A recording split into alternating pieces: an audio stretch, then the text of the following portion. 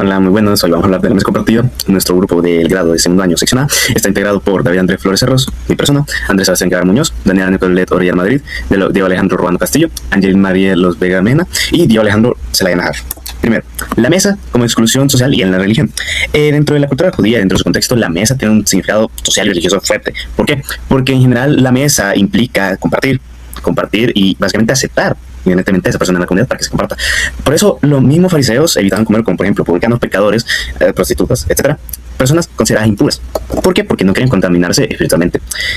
En sí, y sobre todo los publicanos eran rechazados por el tema de ser trabajadores para Roma y por los abusos económicos, pues sí, de la recolecta de los impuestos. También esto lo podemos ver sobre todo en Lucas 5, versículos del 27 al 32, donde Jesús come con publicanos y pecadores, cosa que los fariseos critican, como casi siempre, por las normas religiosas y sociales que ellos tenían y que ellos más que nada les gustaba enforzar. Ahora, dentro de lo que es la mesa como inclusión y comunidad, para Jesús no es la mesa algo que debe excluir, sino algo que incluya. Un espacio donde en vez de rechazar, Él se abra y comparta comida e integra a la comunidad a personas como pecadores, impuros, el mismo caso que dije anteriormente con los publicanos, etc. En Lucas 14, versículos del 12 al 24, incluso invita a incluir a pobres e imaginados en un banquete. Y ya en la última cena justamente nos enseña la grandeza esta que está en servir. Ya que pues sí, la historia clásica de la última cena precisamente nos dice eso, de cómo Él da su cuerpo y su sangre a sus amigos, a sus compañeros en misión. En Lucas 5, del versículo 29 al 32, tenemos el banquete en casa de Leví. En aquel tiempo, los publicanos eran más que todo considerados como pecadores e impuros debido a su relación con el Imperio Romano y como eran considerados como abusadores de poder y corruptos.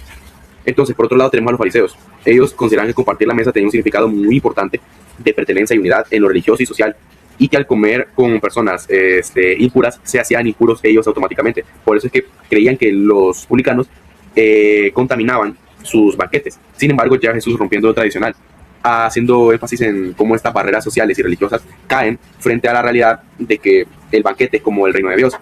No únicamente están invitadas las personas que toman acciones puras o acciones como justas, correctas, sino que también llama a las personas rechazadas socialmente y pecadoras, demostrando que si alguien verdaderamente está dispuesto a estar en ese banquete, o sea, el reino de Dios, puede estarlo. Otro ejemplo es la mujer pecadora en casa del fariseo de Lucas capítulo 7 del 36 al 50. En ese tiempo aquí más que todo hay que hacer énfasis en el papel de la mujer, debido a que la mujer era considerada como un rol secundario en la sociedad, además de que en este caso la mujer era considerada pecadora debido a otras acciones anteriores que había tomado y su trabajo. Además de que al tocar a un hombre puro en el banquete, se vio como una falta gravísima dentro de la mentalidad que manejaban los fariseos.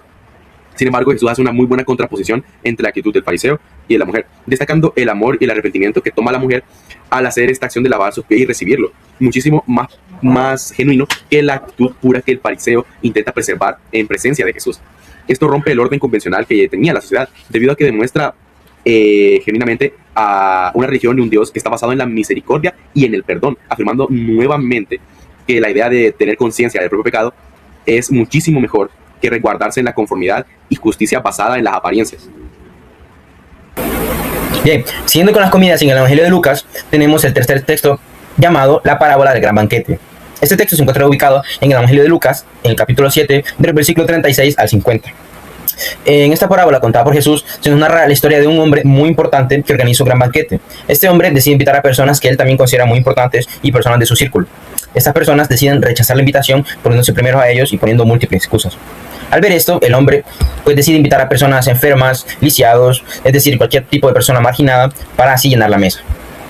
En lo cultural, tenemos que los banquetes eran ocasiones para fortalecer los lazos con personas de tu mismo grupo social o fortalecer los lazos con personas que te podían servir de algo, es decir, para beneficio propio al final. Por esta razón, los marginados, al ser justamente marginados, quedaban excluidos de todo este tipo de celebraciones. Ahora, ¿por qué Jesús contó esta parábola? La enseñanza y propuesta que quiso transmitir Jesús al contar esta parábola es que el banquete es como el reino de Dios, donde el privilegio social no importa tanto, bueno, de hecho no importa, sino que importa más la disponibilidad que uno tenga para aceptar entrar a este banquete. Otra idea muy importante también que se menciona en el libro de Rafael Aguirre es que es el hecho de que quienes eran considerados indignos ahora ocupan un lugar privilegiado en el reino de Dios.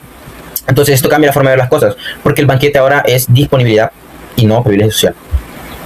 Ahora el cuarto texto, que se llama Jesús en casa de Zaqueo, ubicado en el Evangelio de Lucas, en el capítulo 19, del versículo del 1 al 10. En este texto, Zaqueo, quien era un conocido ladrón, un jefe de publicanos y un hombre muy rico, se desea ver a Jesús y se sube a un árbol para llamar la atención de este. Por esto mismo Jesús lo llama, decide hospedarse en su casa, compartir con él la mesa y convivir con él. Después del encuentro, Zaqueo decide cambiar, ayudar a los pobres y devolver lo robado. En lo cultural, Zaqueo, al ser un hombre muy rico y que colaboraba con el poder romano, además de ser jefe de publicanos, pues era muy mal visto, sobre todo por la comunidad judía. Hospedarse o tan siquiera entrar en su casa era visto como una falta y era visto como una bajón de impureza, podríamos decir, bajón de pureza. ¿Qué hizo Jesús con esto? Jesús entró en la casa, se hospedó en la casa, convivió con el Zaqueo y prácticamente lo convirtió, lo hizo una nueva persona, porque él prometió volverlo robado y cambiar su vida. Esto, ¿qué quiso demostrar Jesús con esto? ¿Cuál fue su propuesta? Propuso que incluso los rechazados pueden entrar al reino de los cielos. Bueno, no incluso, sobre todo los rechazados pueden lograr la salvación y entrar al reino de los cielos, convirtiendo la mesa nuevamente en un símbolo de reconciliación y unión.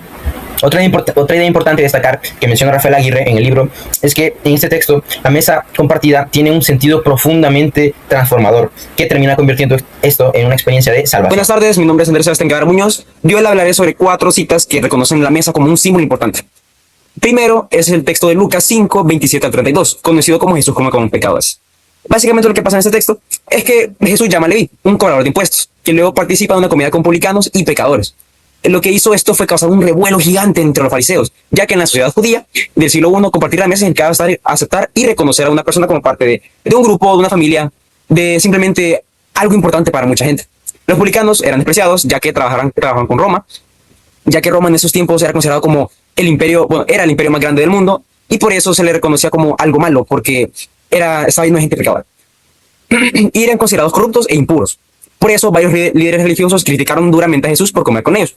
Sin embargo, Jesús responde diciendo que él vino a buscar a los pecadores y no solamente a los justos. Con esto, Jesús rompe cualquier estigma social establecido y logra aceptar a mucha gente que realmente no era aceptada por ser considerada impura, por tener alguna enfermedad, por practicar una religión o por algún trabajo. Según Rafael, la comida para los judíos era una forma de inclusión o exclusión social. Depende de cómo te vieras, cómo la gente te viera, qué practicaras o de qué trabajaras incluso, podía excluirte o incluirte de ciertos grupos sociales. La propuesta evangélica es clara, de que pues el reino de Dios debe ser abierto para cualquier tipo de gente, no importa qué seas, qué hayas hecho, no importa qué religión practiques. Especialmente es aceptado por los grupos que son marginados, como los enfermos, gente con discapacidad, etc. Jesús propone una comunidad basada en la misericordia, el perdón y la dignidad humana, en lugar de una discriminación religiosa. En el segundo pasaje, Lucas 7, 36 a 50, conocido también como la mujer pecadora, Jesús estaba comiendo en la casa de un fariseo llamado Simón, cuando de la nada entra una mujer considerada pecadora. Ella llora sobre los pies de Jesús y le unge con perfume y lo seca con su cabello. En la cultura de la época, esto era escandaloso, porque la mujer tenía un papel limitado y una mujer pecadora era vista como alguien sin honor ni dignidad. Además, las normas religiosas podían prohibir relacionarse con gente que era considerada impura, como acabo de decir recientemente. No se establece bien por qué esta mujer era considerada impura, pero según los rumores, se dice que la mujer era una prostituta. El fariseo piensa que Jesús no debería permitir este contacto, pero Jesús defiende a la mujer y dice que sus pecados son perdonados porque esta mujer ya ha amado mucho. Aguirre explica que los banquetes reflejaban las jerarquías sociales del mundo antiguo. Sin embargo, Jesús cambia completamente esta lógica. La propuesta evangélica consiste en poner la misericordia del amor por encima de cualquier apariencia religiosa. Jesús devuelve la dignidad de la mujer y demuestra que el reino de Dios incluye a quienes eran rechazados por la sociedad. Pasamos al tercer pasaje, que será Lucas 14, del 12 a 24, conocido como el gran banquete. En este texto, Jesús enseña durante una comida en la casa de un fariseo, que dice que cuando alguien haga un banquete, y no debe invitar solo amigos, sino que a personas importantes, sino también a pobres, a cojos, a ciegos, a marginados, a enfermos, a quien sea. Después cuenta la palabra del gran banquete, que en resumen, donde los invitados importantes rechazaban la invitación de un anfitrión, y en desesperación, este anfitrión llama al pueblo a comer. En la sociedad del siglo I, los banquetes eran símbolos de prestigio y poder. Normalmente se invitaba a personas que pudieran devolver el favor para mantener relaciones de honor y posición social.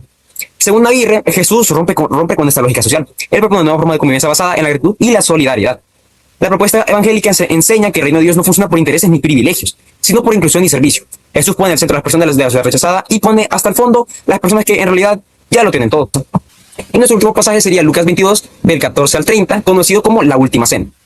Básicamente la última cena de Jesús con sus discípulos antes de su muerte. Durante la comida, Jesús comparte el pan y el vino y enseña que el más importante debe servir a los demás. En la cultura antigua, las comidas seguían una jerarquía muy marcada. Los lugares de la mesa indicaban el prestigio y el poder. Incluso los discípulos discutían sobre quién era el más importante entre los dos. Pero Jesús cambia totalmente, sigue diciendo, yo estoy entre ustedes como el que sirve. Aguirre explica que en la mesa, en las primeras comunidades cristianas, representaba la fraternidad y la comunión. La propuesta evangélica de ese texto es que la verdadera autoridad no consiste en dominar, sino en servir. Jesús transforma la mesa en un símbolo de unidad, igualdad y entrega. Como último punto que agregar, la última mesa representa el modelo de la comunidad que Jesús quiere construir. Una comunidad donde todos comparten, se ayudan mutuamente y llevan como hermanos. Muchas gracias. Ahora, con respecto a las conclusiones de cada apartado, principalmente del apartado 3, concluimos que la mesa tiene ese contexto y tiene todas las características gracias a los distintos grupos que, por ejemplo, el texto destaca tanto los fariseos como la secta de Qumran, que estos dos fueron principalmente los más extremos en el sentido de cómo querían esa pureza. Y también como precisamente Jesús más o menos ve e incluso intenta cambiar eso a partir de diferentes acciones. Entre ello, conocer y reconocer la dignidad y tal cual todo lo que hace el individuo en comunidad, hacer que el individuo se quede entre la comunidad. Para el apartado 4, principalmente, que es cómo se mantiene el puritanismo. Sin embargo, sobre todo en la crítica que se le hace a Jesús, sin embargo, Jesús decide rechazar de manera radical la rigidez que ya tiene este sistema e incluso decide aprovecharlo precisamente en acciones como la última cena, donde es lo más máximo que él puede dar, ya que él directamente da su cuerpo y sangre, como la sangre y el cuerpo de Cristo, para que sus compañeros entren en comunidad, en comunión, por decirlo de alguna manera, así juntándolos.